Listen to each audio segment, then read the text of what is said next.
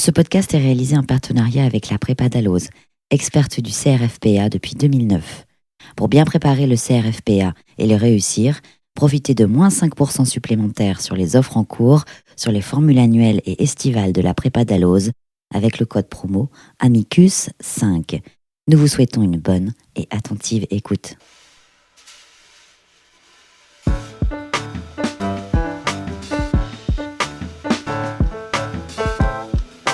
Raconte-moi un arrêt, un podcast produit par Tania Rachaud, coordonné par Camille Bloomberg, avec l'aide de Floriane Chéniaud.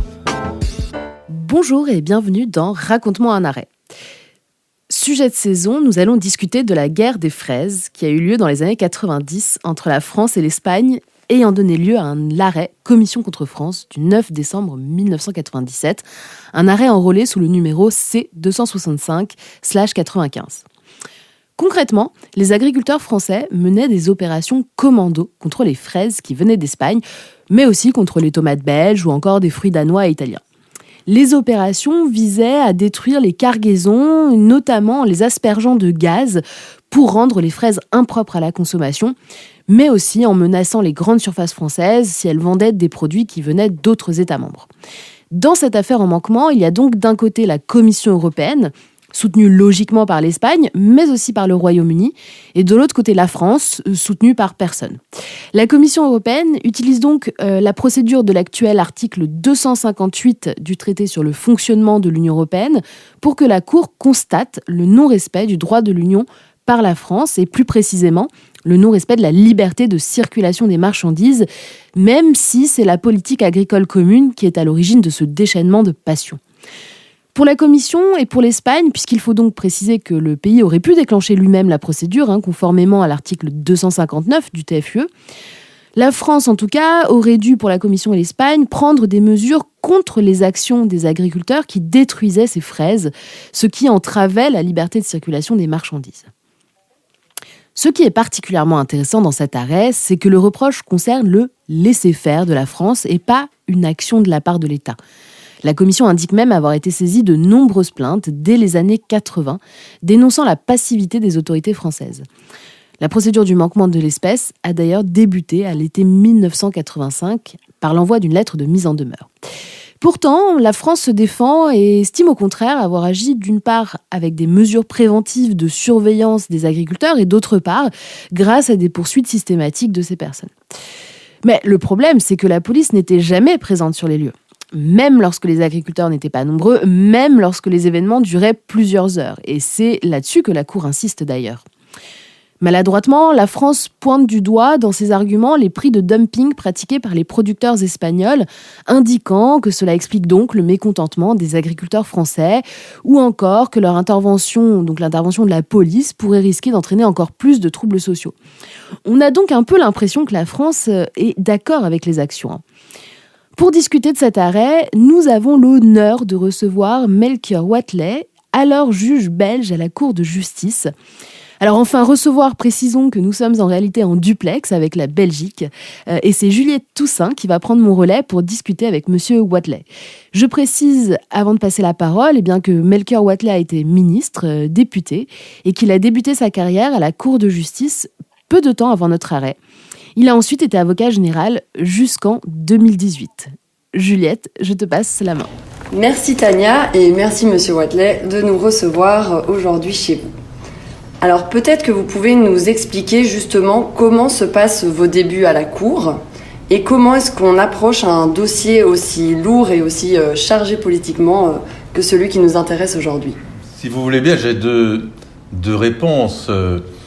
Moi, je faisais de la politique, j'étais en politique, mais j'étais originairement un juriste de droit européen. J'ai commencé ma carrière comme assistant à l'Université de Liège en droit européen, et je terminerai d'ailleurs ma carrière en droit européen.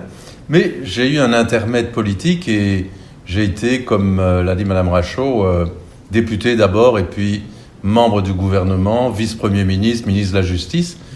Et j'étais ministre de la Défense nationale lorsque le juge belge à la Cour de justice décède. Et pour moi, la Cour de justice, parce que c'était en plus mon patron à l'université, ce monsieur qui décède. Pour moi, la Cour de justice, c'était toujours le rêve, comme pour tout juriste de droite européen. Et donc, j'ai posé ma candidature. Vous dites en 95, moi je dis en 95. Et donc, je suis devenu juge, en effet, peu de temps après l'introduction de ce dossier Commission contre France. Alors vous dites, comment est-ce qu'on fait pour traiter un dossier aussi lourd, aussi important ? Bien sûr, il est caractéristique, il est important. Je l'enseigne d'ailleurs toujours, puisque je suis professeur de droit européen, je l'enseigne toujours dans mon chapitre sur les procédures en manquement, ça veut dire les procédures en infraction commises par les États. Alors comment se préparer ? Mais vous avez différentes fonctions à la Cour de justice. Moi, j'étais juge à l'époque. J'étais un des 13 juges qui ont délibéré sur ce dossier. Finalement, que nous apporte cette décision Commission contre France de 1997 ? Alors, ça nous apporte un certain nombre d'éléments nouveaux dans la jurisprudence. Le premier point, c'est de retenir que le manquement ou l'infraction commise par un État, ça peut être une omission. Ça ne doit pas nécessairement être un acte positif. Ça ne doit pas être une loi contraire au droit de l'Union européenne. Ça peut être, par exemple, le défaut de transposition d'une directive, ou ça peut être, dans le cas dont nous discutons, ça peut être d'avoir été pour la France négligente dans les mesures qu'elle aurait dû prendre pour assurer un des grands principes du droit européen, c'est-à-dire la libre circulation des marchandises. Le deuxième point important dans cet arrêt, l'État ne commet une infraction que si on peut évidemment la lui imputer, que si on peut lui attribuer la responsabilité de l'infraction. Or, une des grandes défenses de la France était de dire « c'est pas moi, France, c'est pas moi, gouvernement français, c'est les agriculteurs, c'est des privés, c'est des particuliers, donc c'est pas une infraction de l'État ». Et là, la Cour a dit c'est pas vrai, c'est pas correct ce que vous dites. Il est clair que c'est les agriculteurs qui bloquaient les camions. Je vais d'ailleurs dire qu'il n'y avait pas que les fraises espagnoles ou les tomates belges, il y avait aussi les cochons danois ou les cochons belges. Les convois étaient arrêtés, les chauffeurs étaient menacés, on faisait sortir le bétail, on l'effrayait, on le répandait partout. Et n'oubliez pas qu'un porc qui court pendant 100 mètres sous l'effroi, il meurt. Et sous les yeux de la gendarmerie nationale, qui n'intervenait pas, disait-elle, pour ne pas aggraver les tensions. Bien, mais les chauffeurs de camions espagnols, danois ou belges, ils en étaient tout de même pour leur peur. Il faut dire qu'ils revenaient tout de même en état de choc. Et donc, l'État français disait en plus, mais de toute façon, quel a été le dommage ? Et c'est vrai que le gouvernement français indemnisait les producteurs de fraises, de tomates ou les éleveurs de porcs immédiatement. En 3 semaines, ils étaient indemnisés au prix qu'ils avaient déclaré. On ne contrôlait même pas. Et la France disait, mais enfin, il n'y a pas de dommage. Et la Cour précise, 3e élément, c'est pas le dommage qui compte, c'est l'infraction que vous avez commise. Votre infraction, c'est l'omission d'avoir pris les mesures nécessaires de maintien de l'ordre pour assurer la libre circulation des marchandises. Et en plus, ajoute la Cour, ce que vous dites, France, que le marché n'a pas été distordu, c'est pas correct. Celui qui n'a pas eu ses fraises au Auchan ou Carrefour ou Delhaize ou d'autres grandes surfaces qui n'ont pas eu leurs fraises espagnoles cette semaine, vont-ils prendre le risque d'encore commander des fraises sans pouvoir être sûrs que la semaine prochaine, ils les auront ? Idem pour les cochons, idem pour les tomates. Donc, le marché, la concurrence, a été faussée. Et donc, il y a même eu des effets. Mais ce n'est pas ça le point essentiel. Le point essentiel, c'est que c'est une omission de l'État. Il y a quelque chose qu'il n'a pas fait et qu'il aurait dû faire. Et c'était lui. C'était pas les agriculteurs. Bien sûr, ils étaient coupables d'un certain nombre d'infractions, mais ça c'est le problème du droit français. Mais il est clair qu'à ce moment-là, si l'État avait fait ce qu'il devait, on aurait pu empêcher ces infractions à la libre circulation des marchandises. Et donc la France a été condamnée, je précise, en 97, mais je traduis en 97. Lorsque vous rendez la décision sur le moment même, est-ce que vous arrivez à savoir que c'est un arrêt qui va compter et qui va être en effet important? Oui, on savait à l'époque. Moi, je n'étais pas juge-rapporteur. Dans les 13 juges dont je vous ai parlé tout à l'heure, il y avait aussi un avocat général qui était l'avocat général allemand, M. Lenz, qui est malheureusement décédé.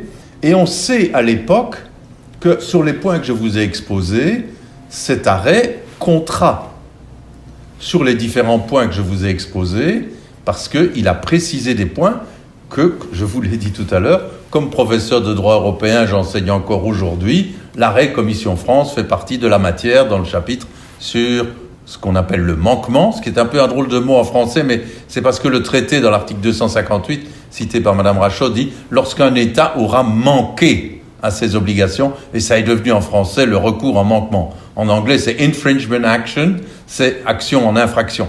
C'est évidemment le même concept. Et donc, cet arrêt a eu des apports qui restent importants aujourd'hui dans la jurisprudence. Vous avez été par la suite avocat général. Pouvez-vous nous dire ce que cela a changé par rapport à votre rôle de juge ? Oui, j'ai eu la chance d'avoir les deux fonctions, mais qui ont été séparées par quelques 9-10 ans où j'ai exercé la profession d'avocat en France. J'ai été juge de 1995 à 2003. Et puis de 2003 à 2012, j'ai été au barreau dans un cabinet fiscal à Paris, en dehors toujours de ma fonction de professeur. Et puis alors j'ai été avocat général 6 ans et premier avocat général les 4 dernières années, entre 2012 et 2018. Alors l'avocat général, il a une fonction différente. Il a le même statut, il a la même robe, il a le même traitement, il a les mêmes obligations, il a les mêmes immunités que le juge, mais son travail est différent. Il est là non pas pour décider d'un dossier. Il n'est pas là pour participer à la décision d'un dossier, puisque les décisions à la Cour ne sont jamais prises que par plusieurs juges. Comme je vous l'ai dit, 3, 5, 15, ou dans les cas tout à fait exceptionnels, tous, c'est-à-dire 27. L'avocat général, il ne participe pas à la décision. Et son travail va se terminer d'ailleurs avant que les juges ne délibèrent. Il va faire ce qu'on appelle des conclusions. Il présente des conclusions aux juges en disant « voilà pour moi la solution qui devrait être apportée au dossier ». L'avocat général n'est pas le défenseur d'une partie. Ce n'est pas comme l'avocat général dans un procès pénal qui défend la société contre l'accusé. Non. L'avocat général à la Cour de justice, comme à la Cour de cassation de France par exemple, cet avocat général, il ne défend pas une partie, à la limite il ne défend même pas l'intérêt général. Il est là pour dire voilà ce que en droit la solution devrait être. Et il propose une solution motivée, longuement motivée, aux juges qui sont tout à fait libres de le suivre ou de ne pas le suivre. Et ils ne doivent même pas motiver pourquoi ils suivent ou pourquoi ils ne suivent pas. L'avocat général, lui, il est seul. C'est pour ça qu'il signe d'ailleurs ses conclusions. On sait que c'est les conclusions dans l'affaire en question de M. Lenz. Voilà, on sait que c'est lui qui l'a écrit, donc on peut lui attribuer les choses. Là, c'est clair que c'est lui, on le sait. Par contre, pour les juges, on ne le sait pas. Alors, on me demande toujours, ou souvent plutôt, quel est celui des deux métiers que vous avez préféré ? Je dis, on peut me reproposer de faire l'un ou l'autre, j'accepte l'un et l'autre. Il y a des avantages à l'un, il y a des avantages à l'autre. Quand vous êtes juge, vous êtes dans un groupe. Ça veut dire que je retrouvais un peu ce que j'avais connu en politique, c'est-à-dire l'art de la négociation, de la proposition, de la discussion, peut-être même du compromis, d'essayer d'amener une solution qui puisse qui puisse être convenable pour tout le monde. Le travail de l'avocat général, c'est différent parce que vous êtes beaucoup plus indépendant. Vous êtes seul. Vous êtes un peu comme le professeur d'université aussi qui écrit un article de doctrine. Et d'autant plus que j'ai été premier avocat général pendant 4 ans, c'est-à-dire que vous avez un peu la direction de l'équipe des 11 avocats généraux au sein de la Cour, ce qui me plaisait bien. D'accord. Donc une fonction où, oui, c'est ça, vous prenez plus un peu la responsabilité de ce que vous notez et l'autre plus dans les compromis. Mais... Et l'autre, c'est-à-dire que c'est collectif, là. C'est ça.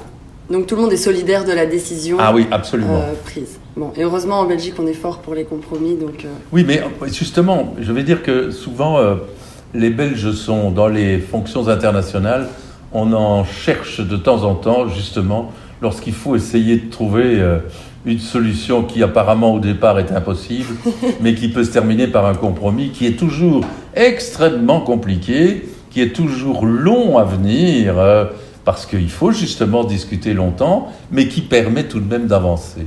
Ça, c'est un peu la spécialité belge. Exactement, j'allais dire. Et puis la dernière question, vaste si j'ai bien compris, est-ce qu'une autre décision au cours de votre carrière vous a marqué ? Peut-être qu'il y en aura plus qu'une. Oui, il y en a plus qu'une. Si vous voulez m'interviewer pendant 3 heures, il faut que je réfléchisse un peu pour avoir une liste un peu significative. Mais peut-être que l'arrêt le plus... Enfin, les deux dernières affaires... non, pas les dernières, mais dans les dernières affaires que j'ai eu à traiter comme avocat général, il y en a... ce sont 2 affaires, je vais dire... importante, non seulement cela, mais presque aussi nouvelle, dans la mesure où la première, c'est une commission contre France. Tiens donc, nous y revoilà. Et pourquoi la commission attaquait-elle la France ? Eh bien parce que la commission estimait que la France, en tant qu'État, avait commis une violation du traité, mais à cause d'une décision du Conseil d'État de France. Autrement dit, la faute de l'État français était la faute de sa juridiction administrative suprême. Ce n'est pas parce que c'est un juge français ou belge ou anglais à l'époque ou italien qui viole le droit européen que l'État lui-même ne peut pas être condamné. Même si, c'est vrai, le gouvernement français ne peut pas changer la décision du Conseil d'État. Le Parlement français ne peut pas gronder le Conseil d'État. Non, mais l'État est un. L'État, c'est l'exécutif, le législatif et le judiciaire. Et donc, la commission est venue devant la Cour de justice pour la première fois depuis 1957. Elle est venue en 2016 ou 2017, l'arrêt de 2018. Elle est venue contre un État pour une faute, entre guillemets, pour une violation du droit de l'Union européenne par une de ses juridictions suprêmes, qui n'a pas posé de questions préjudicielles alors qu'elle l'aurait dû, et qui a mal appliqué la jurisprudence fiscale de la Cour de justice. Et sur base de mes conclusions, la Cour m'a suivi et a condamné la France, exactement comme dans l'affaire Commission France de 1997. Elle a estimé que la France avait manqué à ses obligations, mais ce n'était pas le gouvernement, comme dans l'affaire de 1997 au travers de la compétence du gouvernement sur la gendarmerie. Ici, c'était un reproche qui était fait au Conseil d'État de France. Dernière affaire aussi, c'est l'arrêt Weiss, W-E-Y-E-I-2-S, où nous étions interrogés par la Cour constitutionnelle allemande sur la légalité, par rapport au traité, d'un programme de la Banque centrale européenne. Je n'insiste pas sur la technique, c'était des achats de biens publics sur les marchés secondaires, politique monétaire, on ne va pas entrer dans le détail. Et donc, moi je propose à la Cour de dire que le programme de la BCE était parfaitement conforme au traité, n'était pas du tout une infraction, n'était pas du tout invalide. La Cour, là aussi, m'a suivi. Mais pourquoi est-ce que cet arrêt est important ? Parce que notre réponse n'a pas été acceptée par la Cour constitutionnelle allemande, qui a estimé que la Cour avait statué en dehors de ses compétences. Ce qui, à mon avis, est une atteinte à l'état de droit par la Cour constitutionnelle allemande, ce qui a d'ailleurs été dit par un de mes collègues, avocat général, dans une affaire suivante. Le problème a été résolu à la fois par la Commission, le gouvernement et le Parlement allemand d'ailleurs à l'unanimité, mais en même temps, cela a pu avoir des effets indirects, pas sur le dossier, parce que le programme de la BCE a finalement vécu, a finalement été exécuté, l'arrêt de la Cour constitutionnelle allemande n'a pas eu d'effet pratique, mais de ne pas respecter l'arrêt de la Cour de justice, ça a pu donner des tentations à d'autres, et je ne vais pas vous faire toute l'histoire des dossiers polonais et hongrois qui sont venus plus tard, dans les années qui ont suivi, à la Cour de justice, pour non-respect des valeurs, non-respect de la primauté du droit européen. Ça devient malheureusement aujourd'hui un peu une maladie. C'est peut-être d'ailleurs une atteinte systémique au droit européen et à l'intégration européenne en tant qu'idée politique. Merci beaucoup, Monsieur Wathelet, d'avoir répondu présent à notre invitation. Merci à Juliette Toussaint aussi pour avoir assuré le suivi en Belgique. Alors pour finir, il faut donc insister sur le caractère nouveau de cette décision en 97, en raison de la difficulté d'imputer le comportement des agriculteurs aux autorités françaises. L'avocat général alors le disait dans ses conclusions, ce qui est nouveau, c'est la question de savoir si un État membre peut, d'une manière ou d'une autre, être tenu pour responsable du comportement de personnes privées. Juridiquement, la Cour va donc constater un manquement par une entrave à la libre circulation des marchandises. Plus précisément, le comportement en cause constitue une mesure d'effet équivalent aux restrictions quantitatives de marchandises aux frontières, qui sont bien entendu prohibées en raison de la suppression des droits de douane entre les États membres. Des entraves qui peuvent parfois être justifiées, mais pas en l'occurrence, et surtout pas par un argument économique qui était alors avancé par la France concernant justement la pratique du dumping des prix.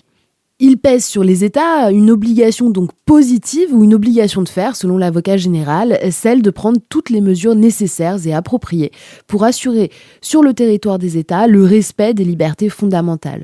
La Cour ne va pas jusqu'à indiquer quelles mesures il aurait fallu prendre, précisant que cela relève de la marge d'appréciation de chaque État. C'est une obligation qui pourrait être atténuée en l'espèce si l'État français avait prouvé que son action aurait créé un plus grand trouble encore, comme il essayait de revendiquer, mais sans preuve. Finalement, ce qui est sanctionné ici, c'est le fait que la France ne joue pas le jeu. Et alors après, sur le terrain de la procédure, la Commission a souhaité, dès 1998, pouvoir faire face plus rapidement à ce genre de situation, ce qui a été ensuite réalisé. La Commission peut maintenant saisir en référé la Cour de justice pour un manquement. La Cour statue sur l'urgence en attendant la confirmation sur le fond du manquement. Et c'est ce qui s'est passé pour la Pologne. Par une ordonnance du 27 octobre 2021, la Cour de justice a condamné la Pologne à payer 1 million d'euros par jour d'astreinte, tant que la Pologne ne respecte pas l'ordonnance de juillet 2021 rendue sur référé, qui demandait la suspension de la chambre disciplinaire de la Cour suprême de la Pologne, tout ça en lien avec la question de l'indépendance des juges polonais. Et pour les faits, il n'est pas rare pour un Français qui arrive en Espagne de s'entendre dire « Est-ce que tu es venu pour balancer nos fraises ?» Et en 2016, la guerre est revenue, mais elle concernait les salades. Bref, des affaires agricoles qui sont encore à suivre. Merci à tous de nous avoir écoutés. Ce podcast et tous ceux de la série Raconte-moi un arrêt sont disponibles sur les plateformes de podcast et les sites internet d'Amicus et des surligneurs. À bientôt.